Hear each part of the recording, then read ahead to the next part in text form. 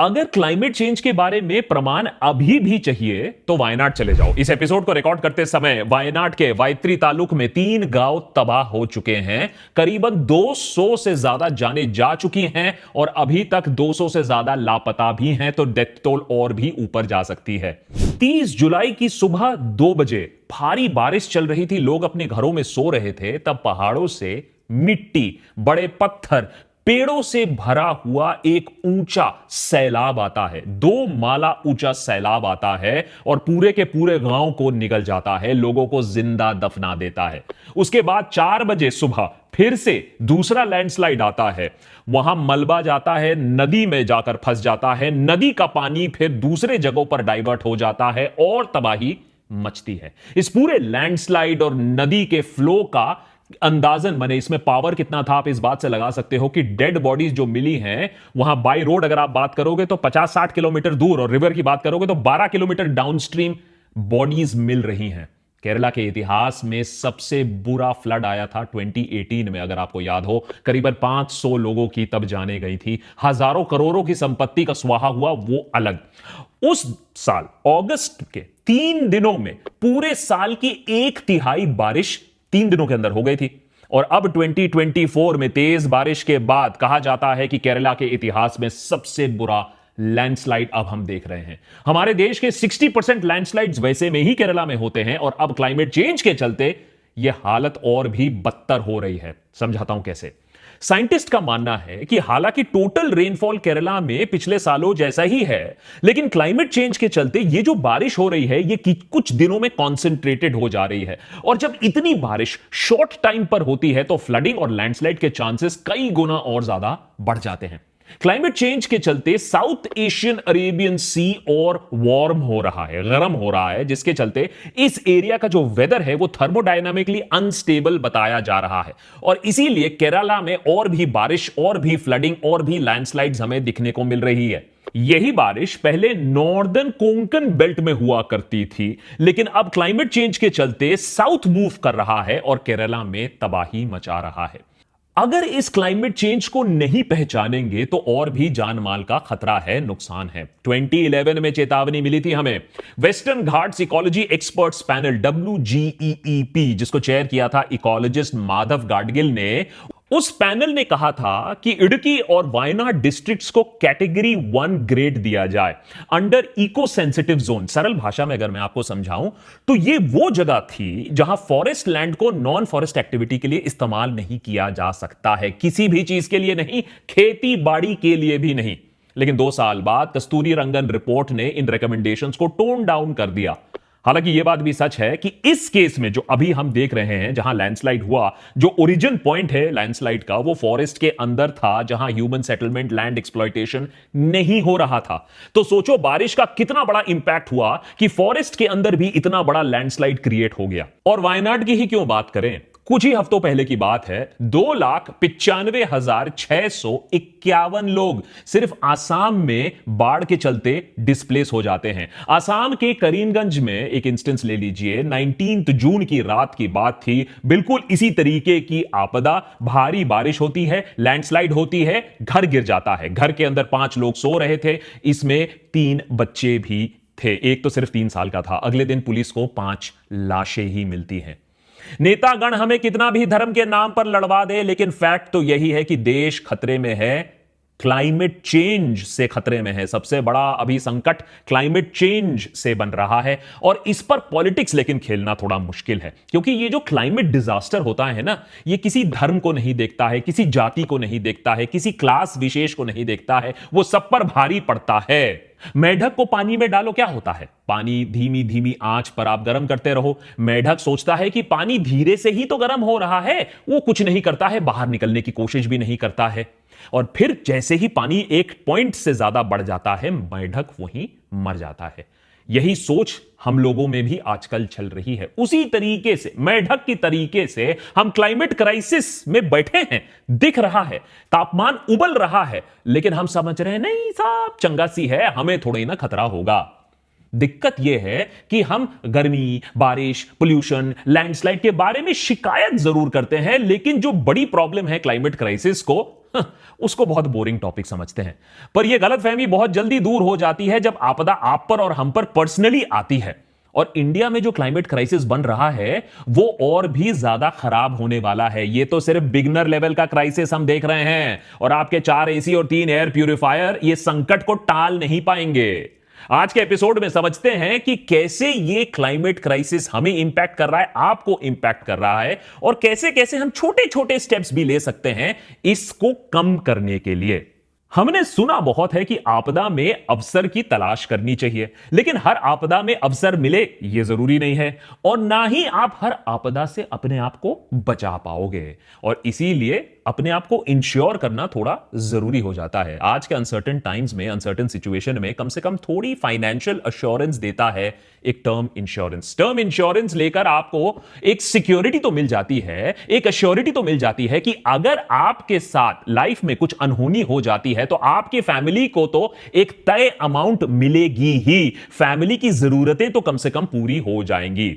यह सच है कि एक टर्म कवर घर में आपकी कमी पूरी नहीं कर सकता है, लेकिन एक टर्म कवर आपके ना होने पर आपके अपनों को फाइनेंशियली सपोर्ट जरूर कर सकता है। तो डिस्क्रिप्शन में लिंक मैंने दिया हुआ है, क्लिक करके देखिए। 51 प्लस से ज्यादा इंश्योरर्स हैं जिनके आप प्लान्स कंपेयर कर सकते हैं और अपने आप को इंश्योर कर सकते हैं। 2 करोड़ तक का टर्म प्लान है जिसे आप अपना बना सकते हैं सिर्फ 600 से 700 रुपए पर मंथ के कॉस्ट पे, यानी छोटा प्रीमियम, मोटा लाइफ कवर। इसके अलावा आपको मिलेगा ऑनलाइन डिस्काउंट अप टू 10% और 24x7 क्लेम असिस्टेंस।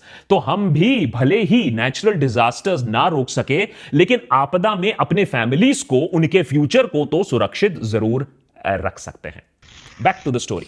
इस साल हीट वेव के रिकॉर्ड ब्रेकिंग टेम्परेचर्स के बीचों बीच देश में चुनाव हुआ। यूपी में आखिरी फेज में वोटिंग के दिन 33 पोलिंग ऑफिसर्स की हीट स्ट्रोक से जान जाती है। ऑफिशियल आंकड़ा यह है कि पूरे देश में 200 लोगों की जान गई हीट स्ट्रोक से, और 40,000 हीट स्ट्रोक केसेस रिकॉर्ड किए गए, दर्ज किए गए। मगर जमीनी आंकड़े खैर इससे काफी ज्यादा ही होंगे। अभी के मॉनसून सीजन में अगर आप देख लीजिए, आसाम में जो बाढ़ आई है उसमें 12.33 लाख लोग इफेक्ट हुए हैं।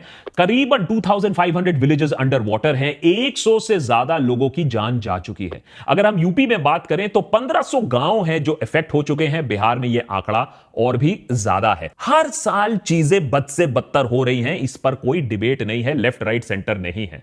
आपको शायद पिछले साल का सिक्किम फ्लड याद होगा, जब अनएक्सपेक्टेड हैवी रेनफॉल के चलते तीस्ता डैम टूट गया, 15 ब्रिजेस टूट गए और 90 से ज्यादा लोगों की मौत हो गई। बेंगलुरु में बहुत सीरियस वाटर शॉर्टेज की प्रॉब्लम आ चुकी है। साल की शुरुआत में ही कर्नाटका में सूखा पड़ चुका है।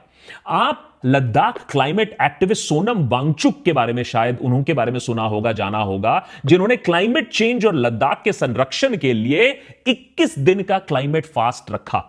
लेकिन तब भी सरकार ने लद्दाख को 6 शेड्यूल दिया, और ना ही देश के लोगों ने समझा कि भैया थोड़ा क्लाइमेट फ्रेंडली लाइफस्टाइल अपनाना अब जरूरी हो चुका है। तो लद्दाख हो, बैंगलोर हो, जोशीमठ हो, दिल्ली हो, सिक्किम हो, आसाम हो, केरला हो, सब कुछ इस क्लाइमेट क्राइसिस का ही नतीजा बन रहा है। और ये सब तो अब बस टिप ऑफ द आइसबर्ग आप मान लो, अभी तो हालत और भी खराब होने वाली है। कैसे, आइए समझते हैं।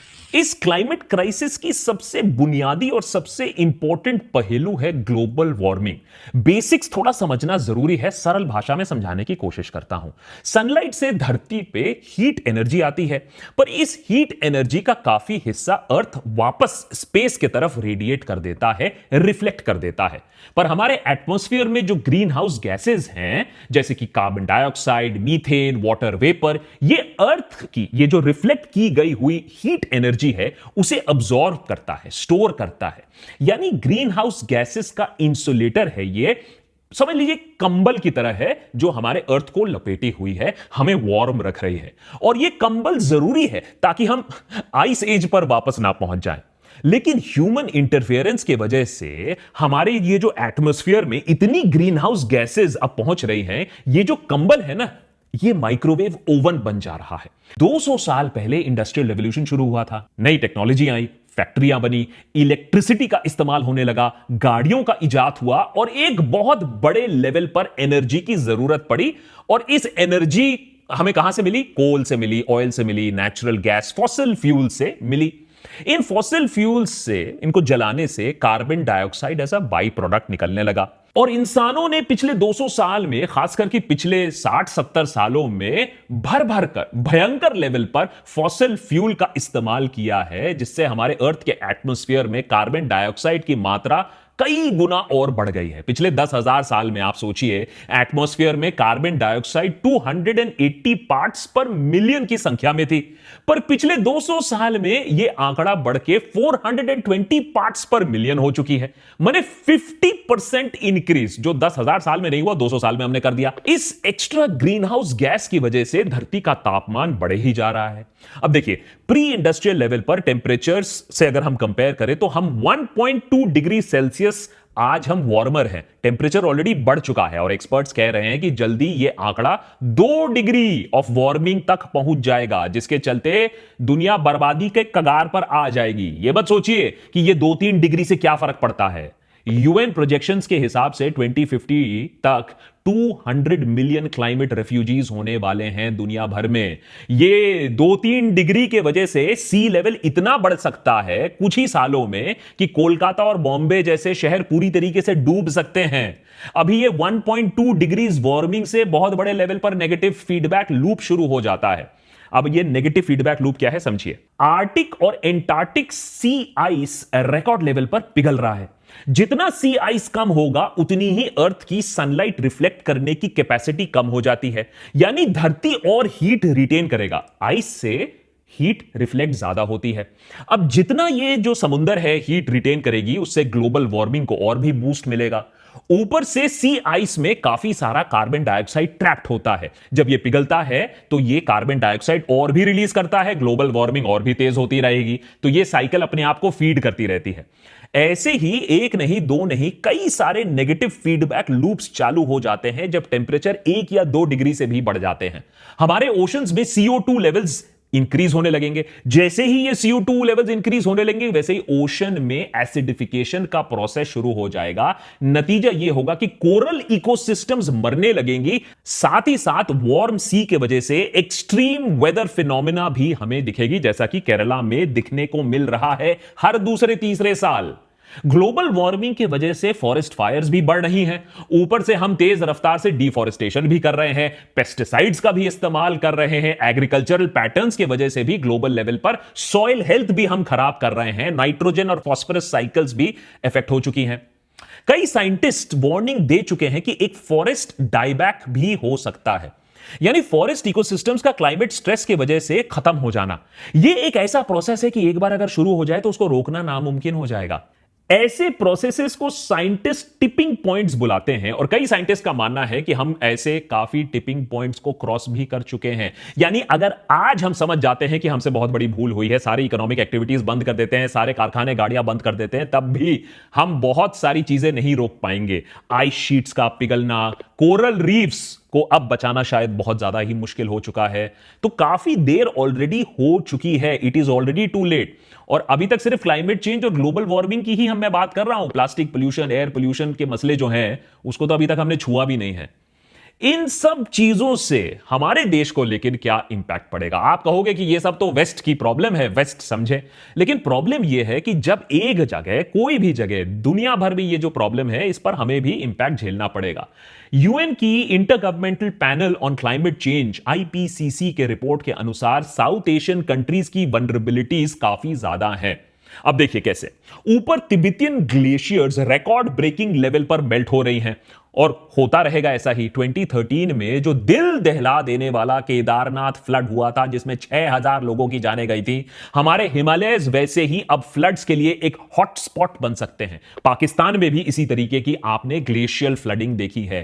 Floods, droughts, unpredictable rainfall, landslides, ये तबाही का मंजर है। उसके ऊपर सॉइल हेल्थ जो ऑलरेडी खराब हो रही है, उससे क्रॉप यील्ड्स बहुत ज्यादा कम हो जाएगा। देश में सीरियस फूड इनसिक्योरिटी उत्पन्न हो सकती है। उसके ऊपर सुपर साइक्लोन्स जो और फ्रीक्वेंसी में बढ़ रहे हैं, अम्फन जैसे किलर्स, उसके ऊपर हीट वेव जो नॉर्थ इंडिया ने ऑलरेडी इस बार फिर से देखा। यूएन प्रोजेक्शन कह रही है 2050 तक यानी 25 इयर्स में 200 मिलियन क्लाइमेट रेफ्यूजीज होंगे। जैसे मैंने आपको बताया, शॉकिंग बात यह है कि इसमें से लगभग 45 मिलियन हिंदुस्तान में होंगे। सोचिए, इतने बड़े लेवल पर अगर माइग्रेशन होने लगेगा, क्लाइमेट क्राइसिस होने लगेगा, तो इसका पॉलिटिकल और इकोनॉमिक इंपैक्ट क्या होगा? देश में अराजकता होगी। और ये कोई वर्स्ट केस सिनेरियो मैं नहीं बता रहा हूं। अगर अभी भी ड्रास्टिक चेंजेस नहीं किए तो ये सब बिल्कुल होगा। साइंटिस्ट कह रहे हैं स्टैम्प पेपर पे लिख लो, अब तो होना शुरू हो चुका है। यानी हमें पता है कि हम बर्बादी के रास्ते पर चल चुके हैं, बर्बादी हमें दिख रहा है, लेकिन पॉलिटिकल और कॉर्पोरेट एलीट ऐसे हैं जो ये होने दे रहे हैं क्योंकि उन्हें बस पावर और प्रॉफिट से ही मतलब है। जनता भी मस्त है, सब सोच रहे हैं कि ठीक है, ये तो डिस्टेंट फ्यूचर की बात है, अभी सब चंगा सी है, हमें इसको लेकर स्ट्रेस नहीं करना चाहिए। देखिए, नेता लोग तो अपना काम करते रहेंगे, बिजनेसमैन अपना बिजनेस करते रहेंगे। नेता टाइप लोगों को मीटिंग्स का खूब शौक है। 1997 से चले आ रहा है क्योटो प्रोटोकॉल, 2016 में पेरिस एग्रीमेंट, उसके ऊपर से United Nations framework convention for climate change, जिसकी मीटिंग्स को कॉप मीटिंग्स बोला जाता है। ये सब मल्टीनेशनल कॉरपोरेशंस ना, ये सारी जो मीटिंग्स हैं एफर्ट्स को निल कर देते हैं, क्योंकि भैया उनको सिर्फ देखना है अपना प्रॉफिट। हमारे देश में तो फॉर्मूला सा बन चुका है, थैंक्स टू सुप्रीम कोर्ट। अब हमें मालूम भी चल चुका है यह फॉर्मूला क्या है। बॉन्ड खरीदो, कॉन्ट्रैक्ट जीतो, एनवायरमेंटल क्लियरेंसेस अपनी जेब में डालो, नो क्वेश्चंस आस्क्ड। तो आप पूछोगे कि भैया ये सब तो प्रॉब्लम बता दिया, सोल्यूशन तो थोड़ा बता दो। सोल्यूशन आसान तो नहीं है। सबसे पहला सोल्यूशन यह है कि हम माने कि ये क्लाइमेट क्राइसिस की तरफ हम चाह नहीं रहे, एंटर कर चुके हैं। फिर हम सोचें कि अच्छा, हम क्या कर सकते हैं, हम क्या छोटे छोटे कदम ले सकते हैं और गवर्नमेंट को कैसे प्रेशराइज कर सकते हैं। नंबर 1, क्लाइमेट क्राइसिस की सच्चाई सुनकर निराश नहीं होना है, थोड़ा गुस्सा हो जाओ, थोड़ा सवाल उठाना शुरू करो। नंबर 2, इंडिया में immediate green transition, solid climate policy और एनवायरमेंटल प्रोटेक्शन की जरूरत है, इसकी मांग रखिए। बिना पब्लिक प्रेशर में सरकार, कोई भी सरकार दुनिया में कभी कुछ नहीं करती है। नंबर 3, दिल्ली में बच्चे नीट स्कैम के खिलाफ सड़क पर उतरे, फर्क तो पड़ा, वैसे ही उन बच्चों के पेरेंट्स को भी आंदोलन करना पड़ेगा, प्रोटेस्ट करना पड़ेगा, चाहे सड़क पे हो, डिजिटल पे हो। सरकार के सामने बात यह रखनी पड़ेगी कि हम अपने बच्चों को इस तरीके से छोड़ नहीं सकते मरने के लिए कि भैया उनकी उम्र 12 साल और कम हो रही है पोल्यूशन के चलते। नंबर 4, हम सबको देश में ये जो प्रॉब्लम्स हो रहे हैं इसको एक क्लाइमेट लेंस से देखना पड़ेगा। एमएसपी प्रोटेस्ट क्लाइमेट जस्टिस का भी प्रोटेस्ट है। सोचिए कैसे, अगर एमएसपी सारे क्रॉप्स में लगा दिया जाए तो किसान क्रॉप डाइवर्सिफिकेशन कर पाएगा, वाटर इंटेंसिव क्रॉप्स के अलावा दूसरे क्रॉप्स को भी उगा पाएगा। तो इसमें एक इकोलॉजिकल इंपैक्ट भी है एमएसपी का। नंबर 5, इको सेंसिटिव जोन्स में टूरिज्म को रिस्ट्रिक्ट करना पड़ेगा, लोकल कम्युनिटीज को इंपावर करना पड़ेगा, क्योंकि उन्हें ही पता है what is best to preserve their local ecosystems. लेकिन यहां तो हम पहाड़ों को काट कर बड़े बड़े हाईवेज बना रहे हैं बिना सोचे समझे।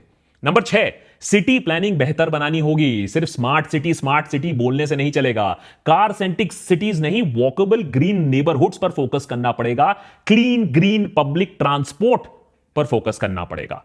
डिक्टेटरशिप नहीं, कम्युनिज्म नहीं, चाइना से कुछ सीख तो हम ले सकते हैं, और वो ये कि पब्लिक ट्रांसपोर्ट और एयर पोल्यूशन को कैसे हैंडल किया जा सकता है, सोलर पावर जनरेशन पर कैसे फोकस किया जा सकता है। कुछ चीजें हैं जो हम अपने दुश्मन से भी सीख सकते हैं। ये ग्रोथ वर्सेस सस्टेनेबिलिटी का जो डिबेट है उसे रीइंटरप्रेट करके हमें सस्टेनेबल ग्रोथ के बारे में सोचना पड़ेगा कि हम कैसे ग्रो करें बिना दुनिया को तबाह किए।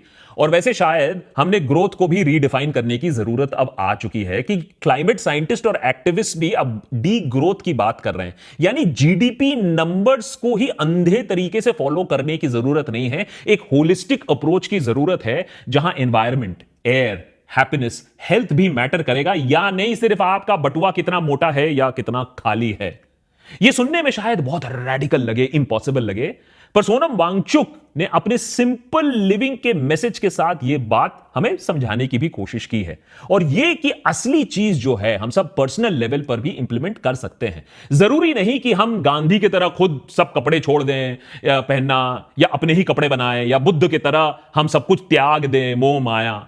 बस एक बार यह सोच लें कि हम जिस तरीके से अंधा कंज्यूमरिज्म की तरफ भागते हैं कि हमें और भी चीज चाहिए, हम कुछ रिसाइकल रीयूज नहीं करेंगे, उसको रीथिंक करने की एक जरूरत है। और सिस्टम लेवल पर कॉर्पोरेट और सरकार को एक दबाव डालने की जरूरत है।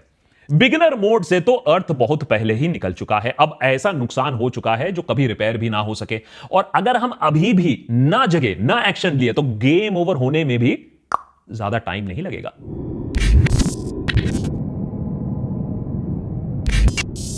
ये एपिसोड थोड़ा लंबा है, लेकिन आपको सुरक्षित रखने के लिए थोड़े पॉइंट्स फिर से रीइटरेट करने की जरूरत है। ये नहीं कि सिर्फ वायनाड जब होगा तभी हम जगेंगे, ये क्लाइमेट क्राइसिस हमें अब दिख रहा है, तो अपने आप को भी थोड़ा प्रोटेक्शन की जरूरत है। बाय द वे, अगर आप अपने आप को फाइनेंशियली प्रोटेक्ट करना चाहते हो तो नीचे कुछ लिंक्स दिए हुए हैं जिससे आप अपने लिए एक टर्म पॉलिसी खरीद सकते हो, और वो भी काफी सस्ते दामों में, फॉर मोटा इंश्योरेंस कवर। तो वो नीचे लिंक दिया हुआ है, उसको जाकर भी जरूर एक्सप्लोर करिए, अपने आप को सुरक्षित रखिए, और उसके बाद देश की भी सुरक्षा के बारे में थोड़ा सोचिए, क्लाइमेट क्राइसिस के बारे में भी थोड़ा सोचिए।